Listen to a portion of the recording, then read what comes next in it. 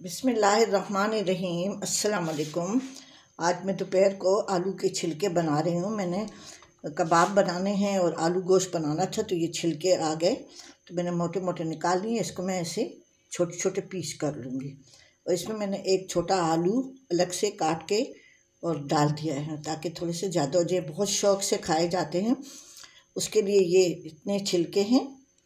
आप पहले आलू को धो के और फिर उसके ख़राब अगर उसमें कुछ चीज़ें हैं ऊपर स्किन में, वो निकाल के और आप इस तरह से काट के 3-4 दफ़ा धो लें।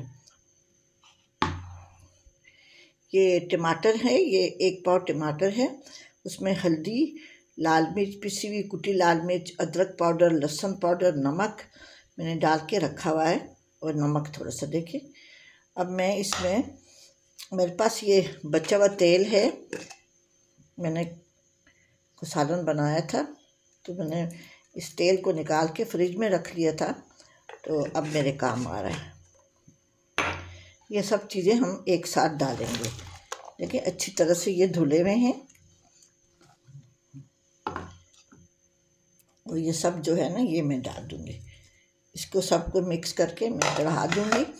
थोड़ा सा तेल और भी डालूँगी और आखिर में इसमें पुदीना, हरी मिर्चें, हरा धनिया, कुटा हुआ ज़ीरा डालूँगी जब ये गल जाएंगे। इसमें मैं बिल्कुल पानी नहीं डालूँगी।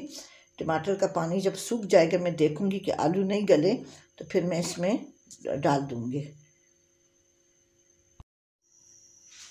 इसको मैं अच्छी तरह से मिक्स करके ताकि मसाले सारे आ जाएं इसमें टमाटर का इस्तेमाल थोड़ा सा ज़्यादा होता है।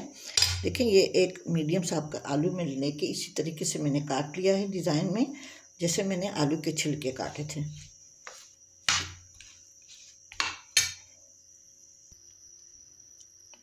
इसको मैंने चूल्हे पे चढ़ा दिया है। ये थोड़ा सा, इसको थोड़ी देर बाद इसको मैं कवर कर दूंगी। टमाटर अपना पानी छोड़ेगा। बहुत मज़े के बनते हैं। आप इसके ये छिलके, ये मोटे मोटे छिलके काट के, या आलू अगर छिलकों समेत आप शामी कबाब में डालें तो छिलके उसके साथ चले जाएंगे, क्योंकि सारा जो ग़ज़ाइयत है वो तो छिलकों में होती है। ठीक है।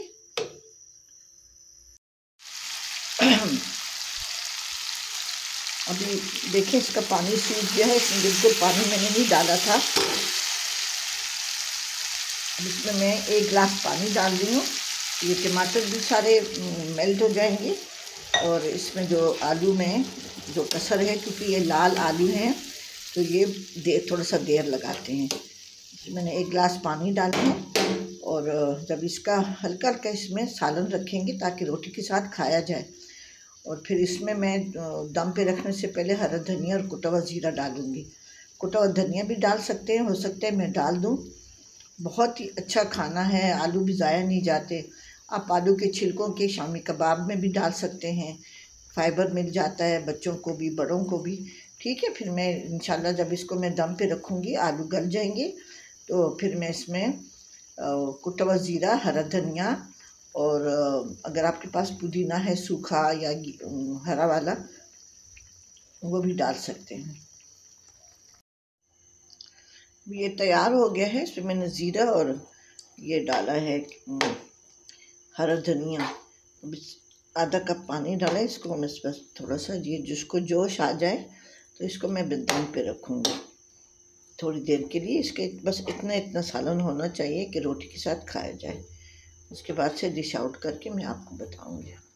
ज़रूर मेरे चैनल को सब्सक्राइब करें और बेल आइकन को दबाना ना भूलें। मैं बहुत कम वीडियो बनाती हूँ। अब इसको मैंने ये डिश आउट कर लिया है। इसको मैं अभी लस्सी बना रही हूँ, लेकिन अभी मेरा दही नहीं आया। और गंदम की रोटी के साथ, चपाती या तंदूर की रोटी के साथ हम सर्व करेंगे। बहुत ही मज़े का सालन होता है, बचत भी है, सालन भी है। ठीक है जी। ज़रूर मेरे चैनल को सब्सक्राइब करें और बेल आइकन भूलना ना भूलें। ज़रूर वीडियो भी देखें।